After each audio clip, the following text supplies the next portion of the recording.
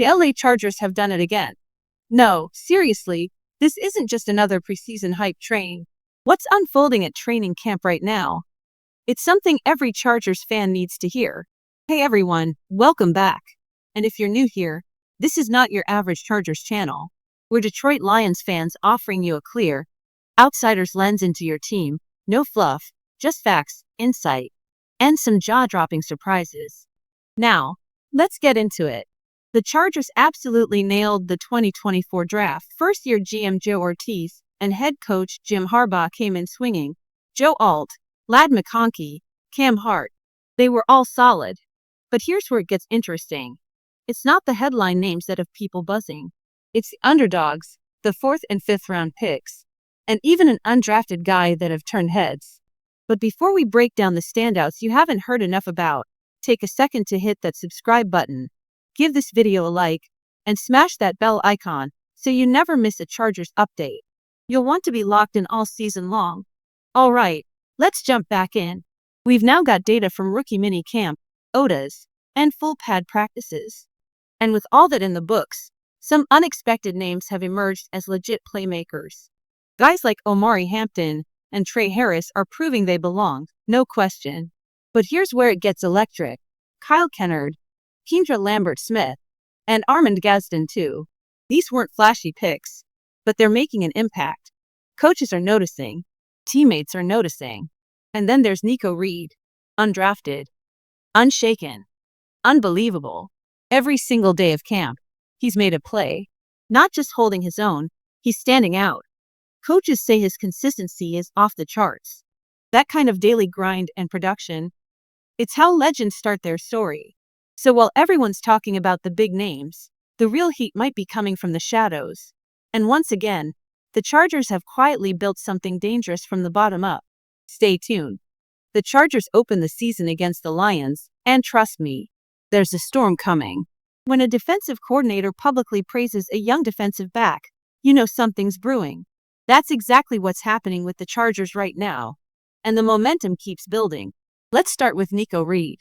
He might have flown under the radar on draft night, but he's not staying quiet anymore. With college experience at both Colorado and Oregon, Reed already came in battle-tested. But what's turning heads in camp is his relentless coverage in one-on-one drills. Tight, aggressive, confident, the cornerback room is one of the most competitive units this preseason, and Reed's name keeps rising to the top. Now on to Kyle Kennard. While he hasn't stolen the spotlight yet, his pedigree says don't count him out. Defensive Player of the Year in the SEC, Kennard was picked up in the 4th round and slotted in as depth behind guys like Khalil Mack, Tuli Tuipulotu, and Bud Dupree. That's elite company. He might start off contributing on special teams, just like Tuipulotu did. But if he breaks through, that could change the entire rotation.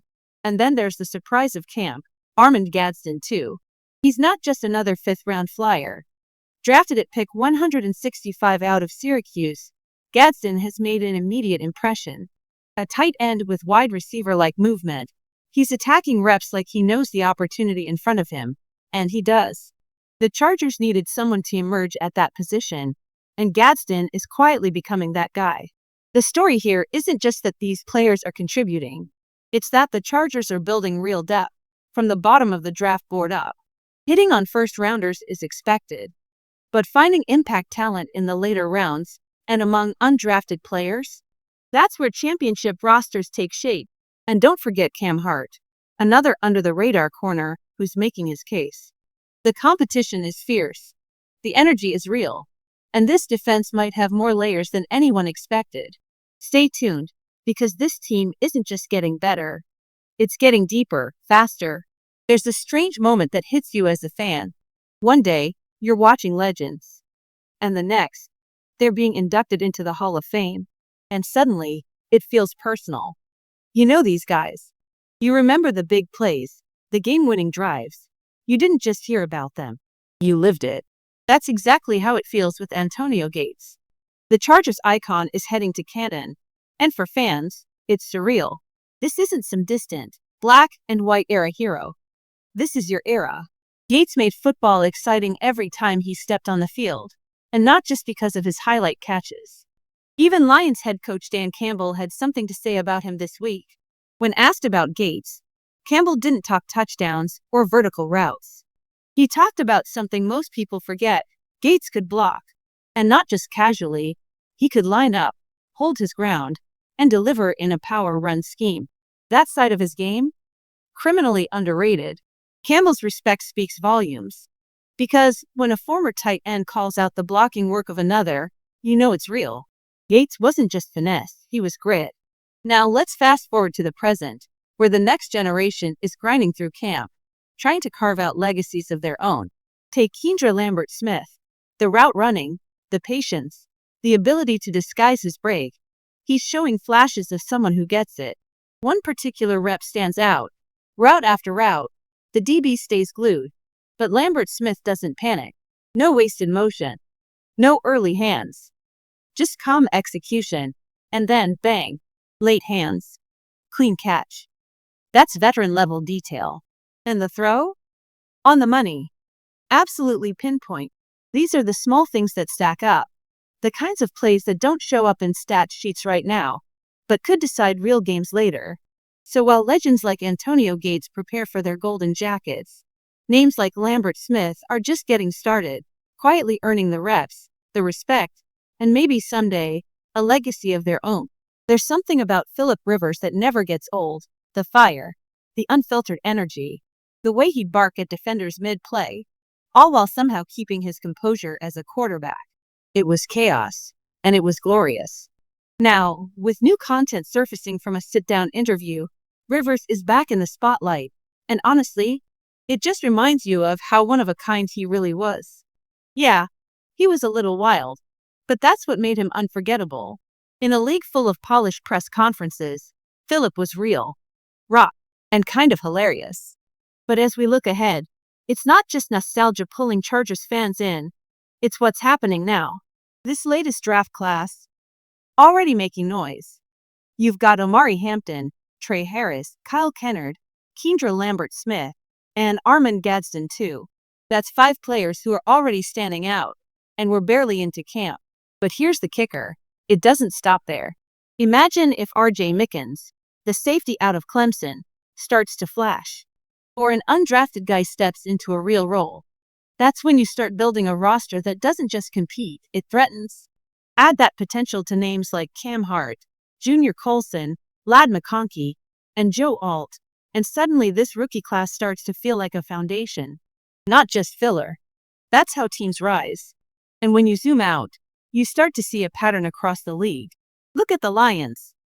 Every impact player on their offense? Homegrown. Amon-Ra St. Brown, Sam Laporta, Jahmyr Gibbs, Jameson Williams. All drafted. That's not coincidence. That's how contenders are built. Through the draft, through development, through trust in your own system. Speaking of the Lions, there's one player to watch in this upcoming matchup. Hendon Hooker. Once a Heisman front-runner at Tennessee, Hooker was electric, until that injury. The Lions took a chance, hoping to mold him into something special. But so far, he's the third-string QB behind Kyle Allen. It hasn't clicked yet. Whether it's rust, rhythm, or readiness, we don't know. But this game could be a turning point. Chargers fans have every reason to be excited. The past is filled with legends like Rivers. The present is stacked with talent. And the future? It's being built right now. One of the most intriguing subplots in this upcoming preseason clash? The quarterback battle brewing in Detroit. With Jared Goff locked in as the starter, the spotlight shifts to the backup spot, and it's heating up. Hendon Hooker, once a college star with serious Heisman buzz, is still trying to prove he belongs in the conversation. But with Kyle Allen ahead of him on the depth chart, the clock is ticking. The talent is there. You can see the flashes. But now it's about consistency, decision-making, and showing he can handle live reps under pressure. At the same time, the Lions' running back room is crowded, and that's putting it lightly. The starters are basically locked, but there's a wave of hungry backs behind them, fighting for the slimmest chances. These guys are long shots, but preseason is where long shots shine. Every carry matters. Every blitz pickup counts. It's not just a game, it's an audition. Now, flip the script to the Chargers. The buzz around the rookies and undrafted players has been loud all camp. But will we actually see them on the field? That's the mystery. Jim Harbaugh hasn't said much, and frankly, he might not. Whether it's strategic or simply cautious, there's a real chance many of the names fans are excited about, Omari Hampton, Keandre Lambert-Smith, Kyle Kennard, won't see many, if any, meaningful snaps. Why risk it? The team's already signed extra running backs just to take reps in these early games. That tells you everything. This isn't about exposing potential stars to unnecessary hits. It's about protecting investments and evaluating the fringe. So, yes, this game might not be packed with starters or future Pro Bowlers lighting up the scoreboard, but it is a window into the bottom half of the roster. The gritty, overlooked, blue-collar players who are clawing for a spot. The ones you'll only remember in December if they make a special team stop or step in during an injury-riddled week. That's the beauty of preseason. It's not about the names you know. It's about the names you don't yet. Let's see who rises.